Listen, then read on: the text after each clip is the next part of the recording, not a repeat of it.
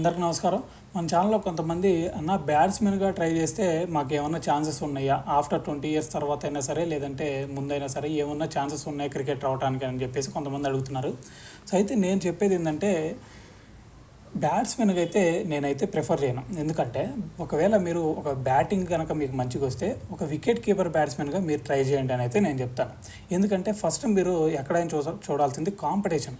So, competition నుంచి బయటకి రాగలిగితే ఈజీగా మీకు కాంపిటీషన్ తగ్గితే ఈజీగా మీరు లోపలికి వెళ్ళిపోతారు. సో, ఇక్కడ కూడా క్రికెట్‌లో కూడా మీకు ఎప్పుడైనా సరే సెలక్షన్స్‌లో చూసుకోండి. సెలక్షన్స్‌లో ఏం జరిగిద్దంటే మీకు బ్యాట్స్‌మెన్స్ చాలామంది వస్తారు. కానీ వికెట్ కీపర్ బ్యాట్స్‌మెన్స్ సపోజ్ ఒక డిస్ట్రిక్ట్ ట్రయల్సే తీసుకుందాం. డిస్ట్రిక్ట్ ట్రయల్స్ ఒక 150 మంది అటెండ్ అయ్యారంటే అక్కడికి మెయిన్‌గా బ్యాట్స్‌మెన్సే చాలామంది ఉంటారు. బ్యాట్స్‌మెన్స్, బౌలర్స్ సగం మంది ఉంటారు. సో, కాబట్టి అక్కడ వికెట్ కీపర్స్ చూసుకుంటే ఏదో మహా అయితే ఒక నలుగురు, ఐదుగురు మాత్రం వస్తారు. సో, నువ్వు ఎప్పుడైతే ఒక వికెట్ కీపర్ బ్యాట్స్‌మెన్‌గా ట్రై చేస్తే అప్పుడు నీకు కాంపిటీషన్ తగ్గిద్ది. సో, ఆ కాంపిటీషన్ తగ్గటం వల్ల ఐదుగురే నీకు కాంపిటేటర్స్ ఉంటారు కాబట్టి నువ్వు ఆ ఐదుగురు కంటే మంచి పర్ఫార్మెన్స్ చూపిస్తే సరిపోతుంది వికెట్ కీపింగ్లో అయినా బ్యాటింగ్లో అయినా. సో, నేనైతే ప్రిఫర్ చేసేది ఒక వికెట్ కీపర్ బ్యాట్స్మెన్గా ట్రై చేయమని అయితే చెప్తాను. సో, దాని తర్వాత మీకు ఒక డౌట్ రావచ్చు, అన్న మాకు ఏమన్నా మంచి ఛాన్సెస్ ఉన్నాయా క్రికెట్ రావడానికి అంటే, నేను చెప్పేది ఏంటంటే ఇక్కడ సెలక్షన్స్ 2 ప్రాసెస్ ఉంటాయి. అంటే కొన్ని స్టేట్స్లో వచ్చేసరికి డైరెక్ట్గా డిస్ట్రిక్ట్ ట్రయల్స్ పెడతారు, దాని తర్వాత డిస్ట్రిక్ట్ ప్రాబల్స్, డిస్ట్రిక్ట్ టీమ్ అలా చేస్తారు. కానీ కొన్ని స్టేట్స్లో ఏం జరిగిందంటే లీగ్స్ ఆడిస్తారు. సో, లైక్ హైదరాబాద్, లేదంటే ఉత్తరప్రదేశ్, ముంబై, లేదంటే గోవా, ఇలాగ ఒరిస్సా ఇలాంటి స్టేట్స్లో ఏంటంటే మనకి డైరెక్ట్గా లీగ్స్ ఆడిస్తారు.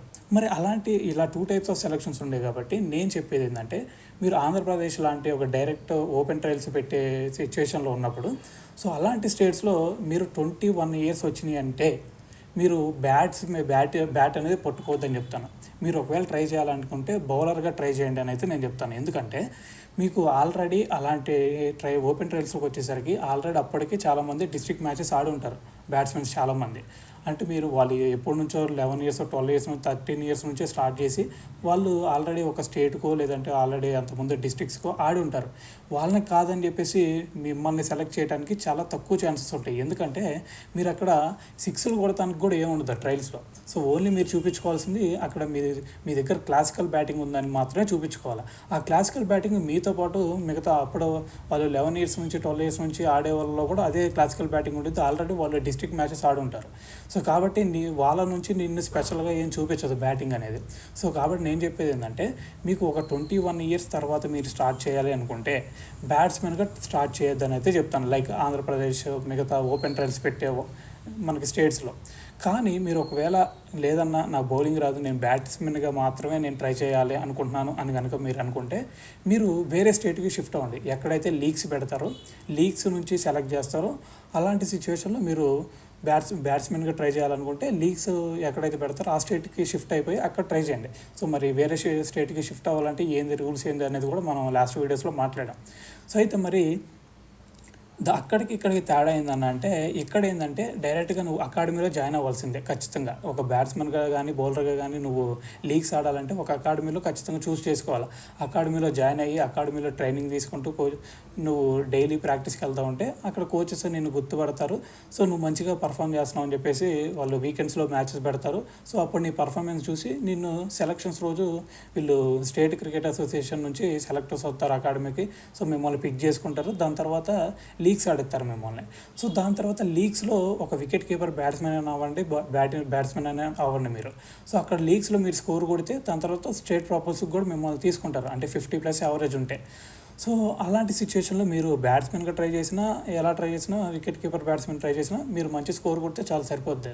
కానీ ఇక్కడ ఓపెన్ ట్రయల్స్ పెట్టే స్టేట్స్లో ఏం జరిగిద్దంటే మీరు దాదాపు ఇలా అంటున్నాను అని వేరే అనుకున్నా పర్లేదు, దాదాపు 90% మీరు బ్యాట్స్మెన్గా ట్రై చేస్తే ఆఫ్టర్ 20 ఇయర్స్ క్రికెట్ రావటం చాలా అంటే చాలా కష్టం. ఇది మాత్రం గుర్తుపెట్టుకోండి. కానీ మీరు లీగ్స్ పెట్టే స్టేట్స్లోకి వెళ్తే మీరు బ్యాట్స్మెన్గా ట్రై చేయండి, లేదంటే వికెట్ కీపర్ బ్యాట్స్మెన్గా అయినా ట్రై చేయండి. నో ప్రాబ్లం, స్కోర్ కొడితే చాలు. సో ఈ డిఫరెన్స్ ఫస్ట్ తెలుసుకోండి. సో అయితే దాని తర్వాత ఇంకోటి నీ డౌట్ వచ్చేది ఏంటంటే, అన్న మాకు ఈ లీగ్స్ అలాగే ఓపెన్ ట్రయల్స్ కాకుండా ఇంకా ఏదన్నా ఉందా అంటే, ఎక్కువ ఛాన్సెస్ లేవు. ఐఎస్పిఎల్లో మాత్రం ఇంకో ఛాన్స్ ఉంటుంది మనకి, అంతకంటే ఇంకా వేరే ఛాన్స్ లేదు. ఎందుకంటే బ్యాట్స్మెన్కి అంత డిమాండ్ లేదు. ఎందుకంటే బ్యాట్స్మెన్స్ ప్రతి అకాడమీకి 2-3 టాలెంటెడ్ బ్యాట్స్మెన్స్ దొరుకుతారు. దాంతోపాటు ఒక డిస్ట్రిక్ట్ చూసుకుంటేనే ఒక 10-15 మంది టాలెంటెడ్ బ్యాట్స్మెన్స్ ఉంటారు. సో ఒక స్టేట్ చూసుకుంటే ఇంకా ఎంతమంది ఉంటారో మీకు అర్థం చేసుకోండి.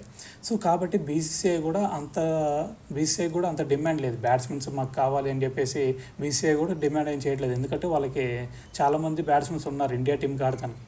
సో కాబట్టి బ్యాట్స్మెన్స్కి అంత డిమాండ్ అయితే ఖచ్చితంగా లేదని చెప్పాలి. సో దాని తర్వాత మరి బౌలర్స్కి ఎందుకు ఉందన్న అంటే, బౌలర్స్కి తొందరగా ఈజీగా వాళ్ళకి ఇంజురీస్ అవుతాయి. దాంతోపాటు కన్సిస్టెన్సీ ఉండదు. బౌలర్స్ని బ్యాట్స్మెన్స్ ఈజీగా కొట్టేస్తారు. సో మనకు భువనేశ్వర్ కుమార్ ఫస్ట్లో ఉన్నంత ఎఫెక్టివ్నెస్ ఇప్పుడు లేదు. సో దాని తర్వాత ఉమ్రాన్ మాలిక్ ఫస్ట్లో ఉన్నంత ఎఫెక్టివ్నెస్ ఇప్పుడు లేదు. ఎందుకంటే కన్సిస్టెంట్ తగ్గిపోతాయి. ఎందుకంటే అది ఫిట్నెస్ ప్రాబ్లమ్స్ అవ్వచ్చు, వేరే వేరే రీజన్స్ అవ్వచ్చు. సో కాబట్టి ఎప్పుడైనా సరే బౌలర్స్కి డిమాండ్ ఉండిద్ది కానీ బ్యాట్స్మెన్స్కి డిమాండ్ ఉండదు. సో కాబట్టి నేను ప్రిఫర్ చేసేది ఏంటంటే, మీరు ఒకవేళ క్రికెటర్ అవ్వాలి అని కనుక మీకు ఖచ్చితంగా ఉంటే మీరు మెయిన్గా బౌలర్గా ట్రై చేయండి అని అయితే నా నుంచి అయితే నేను ఈ సజెషన్ అయితే ఇవ్వగలను. సో దాని తర్వాత ఇక అదంతా క్లారిటీ అయితే ఇచ్చాను అని అయితే నేను అనుకుంటున్నాను. మరి దాని తర్వాత మీరు ఒక బ్యాట్స్మెన్గా లేదంటే వికెట్ కీపర్గా ట్రై చేయాలా, లేదంటే ఒక బౌలర్గా ట్రై చేయాలా, అదంతా మీ ఇష్టం. సో అదైతే మీరే డిసైడ్ అవ్వాల్సి ఉండేది.